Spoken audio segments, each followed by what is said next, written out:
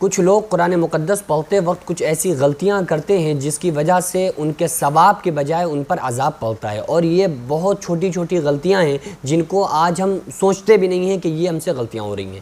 اکثر و بیشتر ایسا ہوتا ہے نا کہ کوئی انسان قرآن پڑھ رہا ہے اور کسی نے آ کے ڈسٹرب کر دیا، مثلا کوئی گھر پہ مہمان آ گیا یا بچے رونے لگے یا کوئی بھی پرابلم، تو اب وہ کیا کرتی ہیں کہ قرآن مقدس کو بند کر دیا اور اس کے بعد میں اپنے کام کرتی ہیں، اس کے بعد پھر سے قرآن شروع کرتی ہیں۔ تو یہ جو قرآن مقدس دوبارہ سے شروع کرتی ہیں وہاں پر ایک مسٹیک کرتی ہیں۔ وہ کیا مسٹیک کرتی ہیں میں آپ کو وہ بتاؤں گا۔ اس کے علاوہ یہ جو اہم غلطیاں ہیں ان کو آپ پہلے سمجھ لیں۔ قرآن مقدس پڑھنے کا جو ایک طریقہ ہے وہ یہ ہے کہ جب کوئی بندہ جو قرآن مقدس کو پڑھ رہا ہے، جو تلاوت کر رہا ہے، تو اس کو یہ چاہیے کہ اس طریقے سے پڑھے گویا کہ اللہ نے حکم دیا ہے کہ اے میرے بندے، اے میری بندی، سناؤ کیسا قرآن پڑھتے ہو۔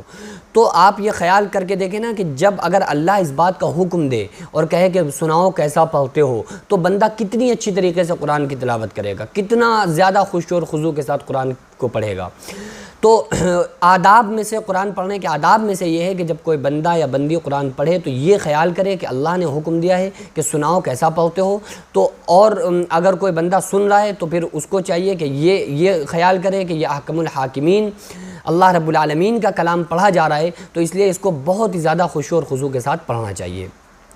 اگر کوئی انسان قرآن پڑھتے پڑھتے بیچ میں کوئی مسٹیک ہو گئی یا کوئی بات اس نے کر لی، فون آ گیا، کوئی آ گیا یا بیچ میں رک گیا، کوئی ضروری بات کر لی، تو پہلی بات تو یہ ہے کہ ضروری بات کے علاوہ کوئی بلا ضروری بات قرآن مقدس کے درمیان نہ کرے، کیونکہ یہ احکم الحاکمین کا قرآن انسان پڑھ رہے اور اس کے بعد وہ بلا وجہ کی بات میں اگر لگتا ہے، بلا وجہ کی باتیں کرتا ہے، تو آپ سوچ کے دیکھیں کہ اللہ سے کلام کرنے کے بجائے اللہ سے کلام کو روک کر پھر ہم دنیاوی باتوں میں مشغول ہو رہے ہیں۔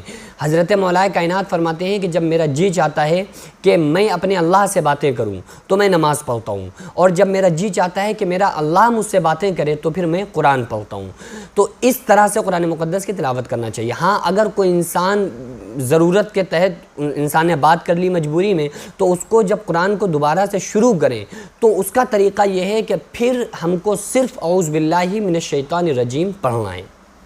اس کا ایک ایگزامپل میں دے دیتا ہوں کیسے۔ مثلا آپ نے شروع کیا اعوذ باللہ من الشیطان الرجیم، بسم اللہ الرحمن الرحیم، الحمدللہ رب العالمین، الرحمن الرحیم، مالک یوم الدین۔ آپ مالک یوم الدین پہ پہنچے اور فون بجنے لگا، اب آپ نے فون اٹھایا، ہلو ہائے کر کے، اب ضروری فون آپ نے اٹھا کے بات کی یا کوئی آ گیا آپ نے بات کی، اب مالک یوم الدین پہ آپ رکے ہوئے ہیں، تو اب آپ کو کیسے شروع کرنا ہے؟ اب یہاں سے عورتیں کیا کرتی ہیں، مرد کیا کرتے ہیں کہ وہیں سے پھر اعوذ باللہ من الشیطان الرجیم، بسم اللہ الرحمن الرحیم، ایاک نعبد و ایاک نستعین ایسے پڑھتے ہیں۔ تو جب دوبارہ سے قرآن کو شروع کریں گے تو ہم کو کیسے شروع کرنا ہے؟ صرف اعوذ باللہ من الشیطان الرجیم پڑھ کے اگلی آیت سے پڑھنا شروع کر دیں۔ مالک یوم الدین تک آپ نے پڑھا تھا، آپ بات کرنے لگے تو پھر کیا کریں؟ اعوذ باللہ من الشیطان الرجیم، ایاک نعبد و ایاک نستعین، اہدنا الصراط المستقیم صراط الذین انعمت علیہم۔ یعنی کہ جب آپ بیچ میں بات، آپ نے کوئی ضروری بات کی، اس کے بعد جب آپ وہیں سے دوبارہ سے قرآن شروع کریں تو پھر اس میں بسم اللہ نہیں پڑھی جائے گی، بلکہ صرف اعوذ باللہ من الشیطان الرجیم پڑھ کے اس کو وہیں سے شروع کریں۔ کیوں؟ کیونکہ بسم اللہ الرحمن الرحیم کا مطلب کیا ہے؟ شروع اللہ کے نام سے، اللہ کے نام سے شروع جو بڑا مہربان نہایت رحم والا ہے، یہ اس کا مطلب ہے۔ اعوذ باللہ من الشیطان الرجیم کا کیا مطلب ہے؟ پناہ مانگتا ہوں میں اللہ کی شیطان الرجیم سے۔ تو جب آپ نے اسٹارٹنگ کی تھی نا قرآن کی پڑھنے کی، تو آپ نے اعوذ باللہ من الشیطان الرجیم بسم اللہ الرحمن الرحیم پڑھ لیا تھا، یعنی سب سے پہلے جب آپ قرآن پڑھنے بیٹھے تھے تو آپ نے بسم اللہ پڑھ لی، یعنی آپ نے کہا کہ اللہ کے نام سے شروع جو بڑا مہربان نہایت رحم والا ہے۔ تو آپ شروع تو جب کر چکے ہیں نا، اب بیچ میں کسی مجبوری کے تحت آپ نے بات کی تو اب شروع نہیں کر رہے ہیں، بلکہ شروع تو آپ قرآن کو پہلے کر چکے ہیں۔ تو اب جو بیچ میں آپ قرآن پڑھتے میں ڈسٹرب ہوئے ہیں، اس کے لیے صرف آپ اعوذ باللہ من الشیطان الرجیم پڑھیں کہ پناہ مانگتا ہوں میں اللہ کی شیطان الرجیم سے، یعنی میں تو قرآن پڑھ رہا تھا، میں کہاں بیٹھ گیا، لہٰذا پھر سے میں قرآن کو پڑھنا دوبارہ سے شروع کر رہا ہوں۔ تو اس بات کا آپ لوگوں کو خیال رکھنا چاہیے۔ دوسری بات یہ ہے کہ بعض عورتیں جب قرآن مقدس کو پڑھتی ہیں تو وہ اسی گدے پر اسی بستر پر جو ان کا بیڈ شیٹ ہوتی ہے اسی پر پڑھتی ہیں۔ تو بعض مرتبہ ایسا بھی ہوتا ہے کہ اس میں کچھ ناپاکی وغیرہ ہوتی ہے، تو قرآن پڑھنے سے پہلے اس کے آداب میں سے ہے کہ دیکھ لیں کہ جگہ پاک و صاف ہے کہ نہیں پاک و صاف ہے۔ تو جگہ کو بھی دیکھنا بہت زیادہ ضروری ہے، جگہ کو دیکھ لیں کہ جو بیڈ شیٹ ہے ناپاک تو نہیں ہے۔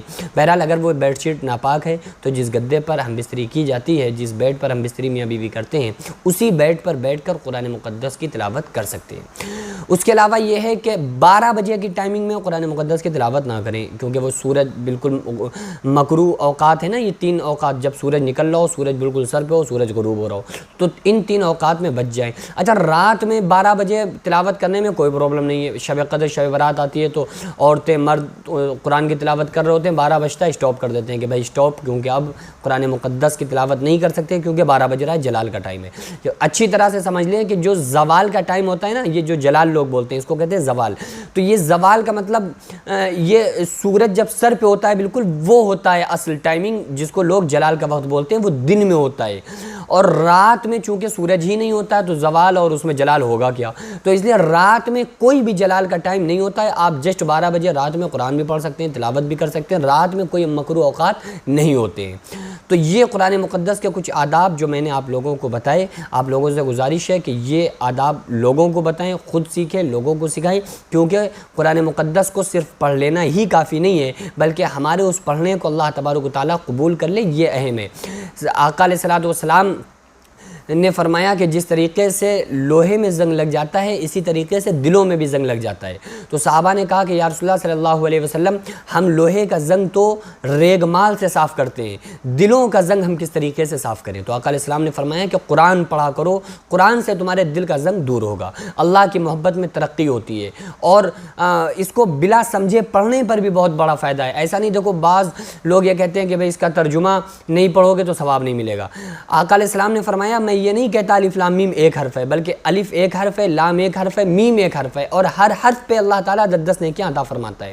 قرآن کے ہر حرف پہ 10 نیکیاں ملتی ہیں۔ اگر کوئی شخص یہ کہہ رہا ہے کہ بلا سمجھے قرآن پڑھنے سے کوئی فائدہ نہیں، تو وہ انسان جاہل ہے، بددین ہے، کیونکہ قرآن تو ایک ایسی چیز ہے نا کہ آپ اسے ترجمہ سمجھو نہ سمجھو، کیا اللہ اس میں کہہ رہا ہے سمجھو، صرف اس کو پڑھنے پر ہی اللہ تعالیٰ اجر و ثواب عطا فرماتا ہے۔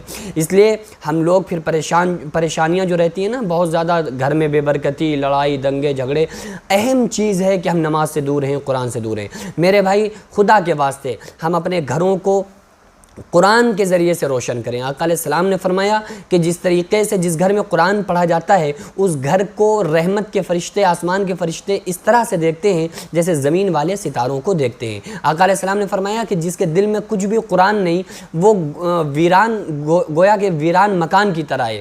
تو اس لیے ہمیں اپنے گھروں کو ویران نہیں بنانا ہے، ہمیں اپنے گھروں کو قرآن کے ذریعے سے روشن کرنا ہے، تاکہ فرشتے بھی ہمارے گھروں کو دیکھ کر فخر کریں اور ہماری زندگیوں میں سکون آ جائے۔ خدا کی قسم، زندگیوں میں سکون آ جائے گا اگر ہم اپنے محبوب صلی اللہ علیہ وسلم کے بتائے ہوئے طریقوں پر عمل کرنا شروع کر دیں گے۔ دعا کریں اللہ تبارک و تعالی ہمیں اور آپ کو سب کو نماز پنجگانہ پڑھنے کی، قرآن مقدس کی تلاوت کرنے کی خوب اللہ تعالیٰ توفیق عطا فرمائے۔ وما علینا الا البلاغ۔ السلام علیکم ورحمۃ اللہ تعالی وبرکاتہ۔